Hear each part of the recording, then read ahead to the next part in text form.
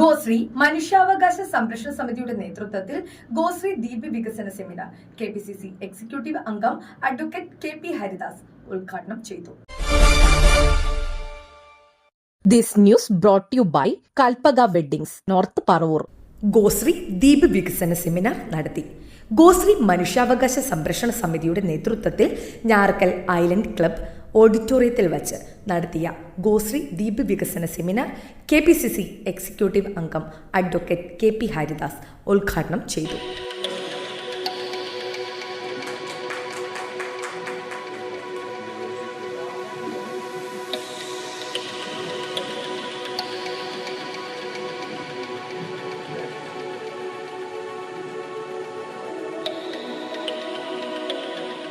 ഗോശ്രീ മനുഷ്യാവകാശ സംരക്ഷണ സമിതി ചെയർമാൻ പോൾ ജെ മമ്പിളി അധ്യക്ഷത വഹിച്ചു.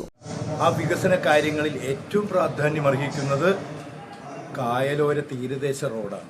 ആ കായലോര തീരദേശ റോഡ് ഉണ്ടെങ്കിൽ മാത്രമേ ഇപ്പോൾ തന്നെ നിർമ്മാണം പൂർത്തിയായി വരുന്ന മുനമ്പഴീക്കോട് പാലം തുറന്നു കഴിഞ്ഞാൽ ജനങ്ങൾ ഇപ്പോൾ ഒരു സംസ്ഥാന പാത നമുക്കറിയാം, അതിൽ നിരന്തരം അപകടം പെരുകുകയാണ്. അപ്പോൾ ഏറ്റവും അർജൻറ്റായിട്ട് അത്യാവശ്യമായിട്ട് ചെയ്യേണ്ടത് കടലിന് സമീപത്തോടെയുള്ള ഒരു ഹൈവേ, തീരദേശ ഹൈവേ എന്നൊക്കെ പറയുന്നതല്ലാതെ ഇതുവരെ വന്നിട്ടില്ല. പക്ഷെ അതിലേ ഒരു തീരദേശ പാത വേണം.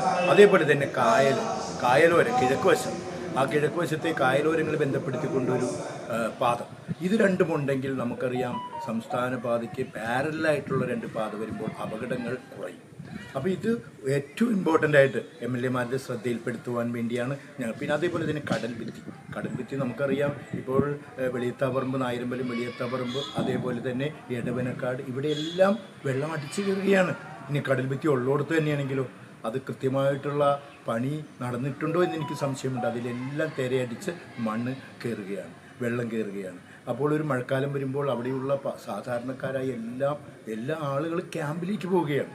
അപ്പോൾ അതിന് എത്രയും വേഗം അടിയന്തരമായി നമ്മൾ അത് MLA-മാർ, പ്രത്യേകിച്ച് നമ്മുടെ ടോണി ചമ്മണി, വൈപ്പിൻ MLA വിവിധ കാര്യങ്ങൾ ചെയ്ത് അദ്ദേഹം ഈ കയറിയ 2 മാസത്തിനകം തന്നെ ധാരാളം പരിപാടികൾ, ഇപ്പം നമുക്കറിയാം കുടിവെള്ള ടാങ്ക് 2 11 കോടിയോളം രൂപ മുടക്കി പണിതിട്ടിരിക്കുന്നു. വെള്ളം നിറയ്ക്കാൻ സാധിച്ചില്ല. കഴിഞ്ഞ മിനിസ്ട്രിയിൽ MP രാജേഷ് തദ്ദേശ സ്വയംഭരണ വകുപ്പ് മന്ത്രി ഉദ്ഘാടനം ചെയ്തിട്ട് ഇപ്പോൾ 2-2.5 വർഷത്തോളമായി. ഇപ്പോൾ അതെല്ലാം ആ കുടിവെള്ള പ്രശ്നം രൂക്ഷമായിരിക്കുന്ന ഒരു കാലഘട്ടം കുറേ നാളായി തുടങ്ങിയിട്ട് വൈപ്പിൻകരയിൽ. അപ്പോൾ അതിന് ശാശ്വത പരിഹാരം എന്നോണം മുഖ്യമന്ത്രി VD Satheesan, Tony Chammany Vypin MLA, Muhammad Shiyas Kochi MLA, അങ്ങനെ എല്ലാവരും കൂടി ഇടപെട്ടുകൊണ്ട് ഈ കൊച്ചിൻ അടുത്തുള്ള ഗ്രാമപ്രദേശങ്ങളിലെല്ലാം കുടിവെള്ളക്ഷാമം ശാശ്വതമായി പരിഹരിക്കുന്നതിന് വേണ്ടി 590 കോടിയോളം രൂപ മുടക്കി പെരിയാറിന് തീരത്ത് നമ്മളിപ്പോഴുള്ള ട്രീറ്റ്മെൻറ്റ് പ്ലാന്റിന് അടുത്ത് വലിയൊരു ട്രീറ്റ്മെൻറ്റ് പ്ലാന്റ് പണിയാൻ ഫണ്ട് പാസ്സാക്കിക്കൊണ്ടിരിക്കുകയാണ്. അത് എത്രയും വേഗം പണി തീർക്കണം. വൈപ്പിൻ നിയോജക മണ്ഡലത്തിൽ നടപ്പിലാക്കേണ്ടതായ വികസന കാര്യങ്ങൾ ചർച്ച ചെയ്യുന്ന ഈ സെമിനാർ വളരെ പ്രസക്തമാണെന്നും ഈ സെമിനാറിൽ ഉന്നയിച്ച അടിയന്തര പ്രാധാന്യം അർഹിക്കുന്ന തീരദേശ കായലോര റോഡ്, കടൽഭിത്തി നിർമ്മാണം, പുക്കാട് മുളവുകാട് റോഡ് തുടങ്ങിയവ എത്രയും വേഗം നടപ്പിലാക്കുവാനുള്ള നടപടികൾ സ്വീകരിക്കണമെന്നും ഉദ്ഘാടന പ്രസംഗത്തിൽ ഹരിദാസ് പറഞ്ഞു. വൈപ്പിൻ ഫോർട്ട് കൊച്ചി തുരങ്കപാതയുടെ ആവശ്യകതയും നിർമ്മാണത്തിലുള്ള നിർദ്ദേശങ്ങളും ഞാറക്കൽ സ്വദേശിയും മുൻ ഗോവ പോർട്ട് ചെയർമാനുമായ ഡോക്ടർ ജോസ് പോൾ ശങ്കുരിക്കൽ സ്ക്രീനിലൂടെ വിശദീകരിച്ചു. ഞാറക്കൽ, മാലിപ്പുറം, അയ്യമ്പിള്ളി, മുനമ്പം തുടങ്ങിയ ആശുപത്രികളുടെ പ്രവർത്തനം കാര്യക്ഷമമാക്കണമെന്നുമുള്ള 11 ആവശ്യങ്ങൾ അടങ്ങിയ നിവേദനം മുഖ്യമന്ത്രി VD സതീശനും വൈപ്പിൻ MLA ടോണി ചമ്മണിക്കും കൊച്ചി MLA മുഹമ്മദ് ഷിയാസിനും നൽകുവാൻ സെമിനാറിൽ തീരുമാനമായി. പ്രസ്തുത സെമിനാറിൽ വെച്ച് ഡോക്ടർ ജോസ് പോൾ ശങ്കുരിക്കലിനെയും അമ്മമാരുടെ പ്രതിനിധി ആയ ഡാളി ഫ്രാൻസിസ്, കർഷക പ്രതിനിധി ടൈറ്റസ് പൂപ്പാടി, സാമൂഹ്യ പ്രവർത്തകരായ TR ദേവൻ, PK ബാഹുലയൻ എന്നിവരെയും പൊന്നാട അണിയിച്ച് ആദരിച്ചു.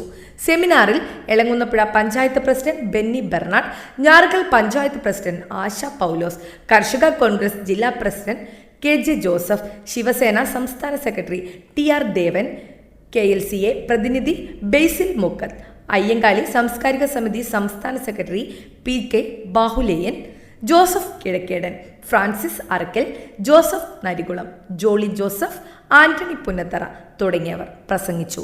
ന്യൂസ് ഡെസ്ക്, നാട്ടുവാർത്ത, ഞാറക്കൽ.